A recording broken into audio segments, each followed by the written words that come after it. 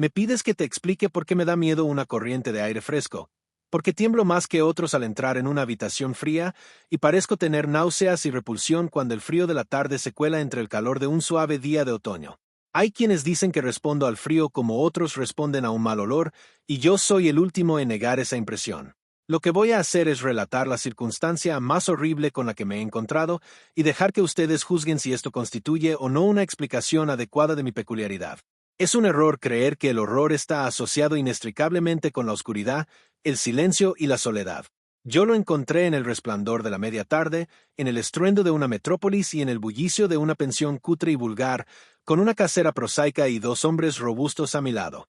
En la primavera de 1923 había conseguido un triste y poco rentable trabajo en una revista de la ciudad de Nueva York, y como no podía pagar un alquiler sustancial, empecé a ir de una pensión barata a otra en busca de una habitación que reuniera las cualidades de una limpieza decente, un mobiliario aceptable y un precio muy razonable.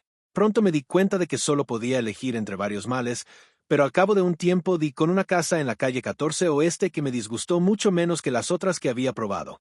Se trataba de una mansión de 4 pisos de piedra rojiza que, al parecer, databa de finales de los años 40 y que estaba provista de una carpintería y un mármol cuyo esplendor manchado y mancillado denotaba un descenso de los altos niveles de opulencia de buen gusto. En las habitaciones, grandes y elevadas, y decoradas con papeles imposibles y cornisas de estuco ridículamente ornamentadas, persistía una deprimente moho y un indicio de oscura cocina. Pero los suelos estaban limpios, la ropa de cama era tolerantemente regular, y el agua caliente no se enfriaba o se cerraba con demasiada frecuencia, de modo que llegué a considerarlo al menos un lugar soportable para hibernar hasta que uno pudiera volver a vivir de verdad. La casera, una mujer española casi barbuda y perezosa llamada Herrero, no me molestó con chismes ni con críticas a la luz eléctrica que se encendía tarde en mi habitación del tercer piso, y mis compañeros de piso eran tan silenciosos y poco comunicativos como uno podría desear, siendo la mayoría españoles un poco por encima del grado más tosco y crudo. Solo el estruendo de los coches en la calle de abajo resultaba una seria molestia. Llevaba allí unas 3 semanas cuando se produjo el primer incidente extraño. Una noche, a eso de las 8, oí una salpicadura en el suelo y me di cuenta de repente de que llevaba algún tiempo oliendo el penetrante olor del amoníaco. Al mirar a mi alrededor, vi que el techo estaba mojado y goteando. Al parecer, el remojo procedía de una esquina del lado que daba a la calle. Deseoso de atajar el problema en su origen, me apresuré a ir al sótano para decírselo a la propietaria, quien me aseguró que el problema se solucionaría rápidamente. El doctor Muñoz gritó mientras subía corriendo delante de mí. Ha hablado con los químicos. Es demasiado raro para ser médico, siempre está mirando y mirando, pero no necesita ayuda de nadie. Es muy raro en su visión. Todo el día se baña en agua con olores agradables y no puede excitarse ni calentarse. Todo el trabajo de la casa lo hace él. Su pequeña habitación está llena de botellas y máquinas y no trabaja como médico. Pero fue grande una vez, mi padre en Barcelona ha oído hablar de él y solo ahora se ha lesionado un brazo del fontanero de repente. Nunca sale, solo en el tejado, y mi hijo Esteban le da la comida y la ropa y los medicamentos y los productos químicos. Dios mío, el sal amoníaco que usa ese hombre para mantenerlos frescos. La señora Herrero desapareció por la escalera del 4.º piso y yo volví a mi habitación. El amoníaco dejó de gotear, y mientras limpiaba lo que se había derramado y abría la ventana para que entrara el aire, oí los pesados pasos de la casera por encima de mí. Al doctor Muñoz no lo había oído nunca, salvo ciertos sonidos como de algún mecanismo accionado por la gasolina, pues su paso era suave y apacible. Me pregunté por un momento cuál sería la extraña aflicción de este hombre, y si su obstinada negativa a la ayuda exterior no sería el resultado de una excentricidad bastante infundada. Hay, reflexioné tristemente, una cantidad infinita de patetismo en el estado de una persona eminente que ha descendido en el mundo. Tal vez nunca hubiera conocido al doctor Muñoz si no hubiera sido por el ataque al corazón que me sobrevino una mañana mientras escribía en mi habitación. Los médicos me habían hablado del peligro de esos ataques, y yo sabía que no había tiempo que perder. Así que recordando lo que la casera había dicho sobre la ayuda del inválido al obrero herido, me arrastré escaleras arriba y llamé débilmente a la puerta que estaba encima de la mía. A mi llamada respondió en buen inglés una curiosa voz, a cierta distancia a la derecha, que me preguntó mi nombre y mi negocio, y una vez indicadas estas cosas, se abrió la puerta contigua a la que yo había buscado. Una ráfaga de aire fresco me recibió. Y aunque el día era uno de los más calurosos de finales de junio, me estremecí al cruzar el umbral de un gran apartamento cuya rica y elegante decoración me sorprendió en este nido de escualidez y suciedad. Un sofá plegable ocupaba ahora su función diurna de sofá, y los muebles de caoba, las suntuosas colgaduras, los cuadros antiguos y las melosas estanterías indicaban que se trataba del estudio de un caballero y no de un dormitorio de pensión. Ahora veía que la habitación del vestíbulo que estaba encima de la mía, la pequeña habitación de botellas y máquinas que había mencionado la señora Herrero, era simplemente el laboratorio del doctor, y que su vivienda principal se encontraba en la espaciosa habitación contigua, cuyas cómodas alcobas y el gran baño contiguo le permitían ocultar todos los tocadores y aparatos utilitarios molestos. El doctor Muñoz, sin duda, era un hombre de nacimiento, cultivado y con criterio. La figura que tenía ante mí era de baja estatura, pero exquisitamente proporcionada, y vestía un traje algo formal de corte y ajuste perfectos. Un rostro de alta alcurnia, de expresión magistral aunque no arrogante, estaba adornado por una corta barba gris hierro, y un anticuado píncenes protegía los ojos oscuros y llenos y coronaba una nariz aguileña que daba un toque moro a una fisonomía que, por lo demás, era predominantemente celtibérica. El cabello grueso y bien recortado, que argumentaba las llamadas puntuales de un barbero, se separaba con gracia por encima de una frente alta, y todo el cuadro era de una inteligencia sorprendente y de una sangre y crianza superiores. Sin embargo, al ver al doctor Muñoz en aquella ráfaga de aire fresco, sentí una repugnancia que nada en su aspecto podía justificar. Solo su tez lívida y la frialdad de su tacto podían ofrecer una base física para este sentimiento, e incluso estas cosas deberían haber sido excusables teniendo en cuenta el conocido invalidismo del hombre. También podría haber sido el singular frío lo que me alienó, porque tal frialdad era normal en un día tan caluroso, y lo anormal siempre excita la aversión, la desconfianza y el miedo. Pero la repugnancia pronto fue olvidada por la admiración, ya que la extrema habilidad del extraño médico se puso de manifiesto de inmediato, a pesar de la frialdad y el temblor de sus manos de aspecto incruento. Comprendió claramente mis necesidades de un vistazo y las atendió con la destreza de un maestro, mientras me aseguraba con una voz finamente modulada, aunque extrañamente hueca y sin timbre, que era el más acérrimo de los enemigos jurados de la muerte, y que había hundido su fortuna y perdido a todos sus amigos en una vida de extraños experimentos dedicados a su desconcierto y extirpación. Algo de fanático benévolo parecía residir en él, y divagaba casi garramente mientras sonaba mi pecho y mezclaba una dosis adecuada de drogas traídas de la sala de laboratorio más pequeña. Evidentemente, la sociedad de un hombre de buena cuna era para él una rara novedad en este sucio entorno, y se sintió movido a hablar de forma desacostumbrada cuando los recuerdos de días mejores surgieron en él.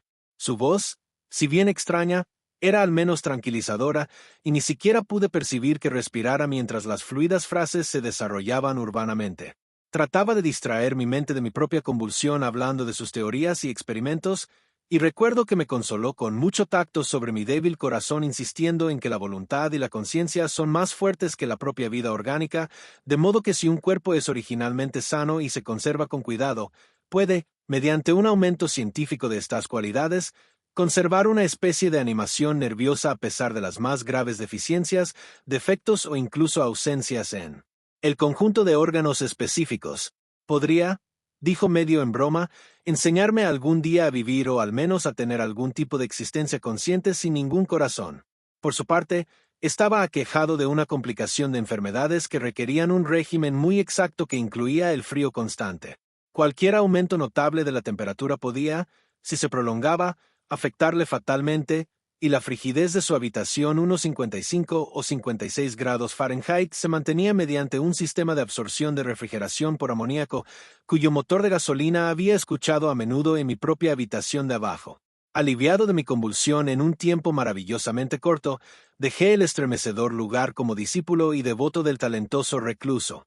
Después de eso, le visité con frecuencia, escuchando mientras contaba sus investigaciones secretas y sus resultados casi espantosos, y temblando un poco cuando examinaba los volúmenes poco convencionales y asombrosamente antiguos de sus estantes. Al final, debo añadir, casi me curé de mi enfermedad para siempre gracias a sus hábiles atenciones. Parece que no despreciaba los conjuros de los medievales, ya que creía que estas crípticas fórmulas contenían raros estímulos psicológicos que podrían tener efectos singulares en la sustancia de un sistema nervioso del que habían huido las pulsaciones orgánicas. Me conmovió su relato sobre el anciano doctor Torres de Valencia, que había compartido sus primeros experimentos y le había cuidado durante la gran enfermedad de 18 años antes de la que procedían sus actuales trastornos. Apenas el venerable médico había salvado a su colega, él mismo sucumbió ante el sombrío enemigo que había combatido. Tal vez la tensión había sido demasiado grande, porque el doctor Muñoz dejó claro en voz baja, aunque no en detalle, que los métodos de curación habían sido de lo más extraordinarios, implicando escenas y procesos que no eran bien recibidos por los ancianos y conservadores galenos. A medida que pasaban las semanas, observé con pesar que mi nuevo amigo estaba, en efecto, perdiendo terreno física, lenta pero inequívocamente, como había sugerido la señora Herrero. El aspecto lívido de su semblante se intensificaba, su voz se volvía más hueca e indistinta, sus movimientos musculares estaban menos perfectamente coordinados, y su mente y voluntad mostraban menos resistencia e iniciativa. No parecía ignorar este triste cambio, y poco a poco su expresión y su conversación adquirieron una horripilante ironía que me devolvió algo de la sutil repulsión que había sentido al principio. Desarrolló extraños caprichos, adquiriendo una afición por las especias exóticas y el incienso egipcio hasta que su habitación olía como la bóveda de un faraón sepultado en el Valle de los Reyes. Al mismo tiempo, su demanda de aire frío aumentó y con mi ayuda amplió las tuberías de amoníaco de su habitación y modificó las bombas y la alimentación de su máquina de refrigeración hasta que pudo mantener la temperatura a 34 o 40 grados y finalmente incluso a 28 grados. El baño y el laboratorio, por supuesto, estaban menos refrigerados para que el agua no se congelara y los procesos químicos no se vieran obstaculizados. El inquilino contiguo se quejaba del aire helado de la puerta de conexión, por lo que le ayudé a colocar pesadas cortinas para obviar la dificultad. Una especie de horror creciente, de tono exagerado y mórbido, parecía poseerlo. Hablaba incesantemente de la muerte, pero se reía sin ganas cuando se le sugerían suavemente cosas como el entierro o los arreglos funerarios. En conjunto, se convirtió en un compañero desconcertante y hasta espantoso. Sin embargo, en mi gratitud por su curación, no podía abandonarlo a los extraños que lo rodeaban, y tuve el cuidado de limpiar el polvo de su habitación y atender sus necesidades todos los días, envuelto en un pesado chaleco que compré especialmente para ese fin. También me ocupaba de sus compras y me quedaba boquiabierta al ver algunos de los productos químicos que pedía a las farmacias y a los laboratorios. Una creciente e inexplicable atmósfera de pánico parecía surgir alrededor de su apartamento. Toda la casa, como ya he dicho, tenía un olor rancio, pero el olor de su habitación era peor, y eso a pesar de todas las especias e inciensos y de los productos químicos punzantes de los ahora incesantes baños que insistía en tomar sin ayuda. Percibí que debía estar relacionado con su dolencia y me estremecí cuando reflexioné sobre cuál podría ser esa dolencia. La señora Herrero se persignó al mirarlo y me lo entregó sin reservas, ni siquiera dejó que su hijo Esteban siguiera haciéndole recados. Cuando le sugería a otros médicos, el enfermo montaba en cólera tanto como parecía atreverse a entretener. Evidentemente temía el efecto físico de la emoción violenta, pero su voluntad y su fuerza motriz crecían en lugar de disminuir, y se negaba a ser confinado en su cama. La lasitud de sus primeros días de enfermedad dio paso a un retorno de su ardiente propósito, de modo que parecía estar a punto de lanzar un desafío al demonio de la muerte incluso cuando ese antiguo enemigo se apoderaba de él. La pretensión de comer, siempre curiosamente como una formalidad con él, la abandonó virtualmente, y solo el poder mental parecía impedirle el colapso total. Adquirió el hábito de escribir largos documentos de algún tipo, que sellaba cuidadosamente y llenaba con órdenes de que yo los transmitiera después de su muerte a ciertas personas a las que nombraba en su mayoría indios orientales con letras, pero entre las que se encontraba un médico francés que en su día fue célebre y que ahora se creía muerto, y del que se habían susurrado las cosas más inconcebibles. Sucedió que quemé todos estos papeles sin entregarlos ni abrirlos. Su aspecto y su voz se volvieron totalmente espantosos y su presencia casi insoportable. Un día de septiembre, una inesperada visión suya provocó un ataque epiléptico a un hombre que había venido a reparar su lámpara eléctrica de escritorio, un ataque que recetó eficazmente mientras se mantenía bien oculto. Aquel hombre, curiosamente, había pasado por los terrores de la Gran Guerra sin haber sufrido ningún susto tan profundo. Entonces, a mediados de octubre, el horror de los horrores llegó con una rapidez pasmosa. Una noche, A eso de las 11, se rompió la bomba de la máquina frigorífica, de modo que en 3 horas se hizo imposible el proceso de enfriamiento con amoníaco.